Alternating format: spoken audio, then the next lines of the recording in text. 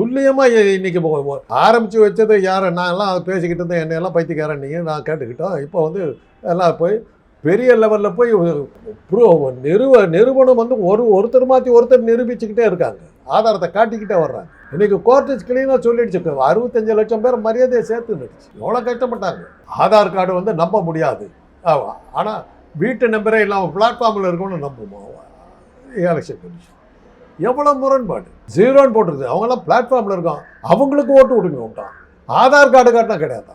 என்ன இதெல்லாம் பைத்தியம். அதாவது மோடியை நினச்சா பாவமாக இருக்குது. உனக்கு காப்பாற்ற வேண்டிய ஆளுங்களை இப்படி ஒரு ஆளுங்களை கூட்டு வந்து ஏன் மாட்டிட்டு முடிக்கிறது. அவர் ரெண்டாவது மோடி முதல்ல அவருடைய வீடியோகிராஃபர்ஸ் எல்லாம் மாற்றணும். என்ன பண்ணிடுறாங்கன்னா, ஆளே இல்லாத இடத்துல நின்றுட்டு கையாட்டுவார், இவனுக்கு பின்னாடி இருந்து எடுப்பாடு. யாரை பார்த்து கையாட்டுறாருன்னு சொல்லி பாதி வேற போடுவார். ஒரு ரோடு ஒன்று திறக்கிறாரு, 2 பக்கம் ஈக்காக்கா இல்லை, கையாட்டிட்டு நிற்கிறார் ஜீப்பில் ஏறிக்கிட்டு. யாரு கையாட்டுறாரு? இப்படி அந்த படம் எடுக்கிறவங்களுக்கு தெரிய வேணாம். இது கூட ப்ரிப்பேர் பண்ண முடியாமல் ஒரு கட்சி நடத்திக்கிட்டு என்ன காரணம்னா, எலெக்ஷன் கமிஷன் நம்மகிட்ட இருக்குது, மக்கள் ஓட்டு போட வேண்டிய அவசியம் இல்லை, எல்லா ஓட்டும் நானே போட்டுக்கிறேன் போது யாரை என்னத்தை மதிக்கணுங்கிற தைரியத்தில் இருந்தாங்க. இன்னைக்கு மாட்டிக்கிட்டு முழிக்கிறாங்க.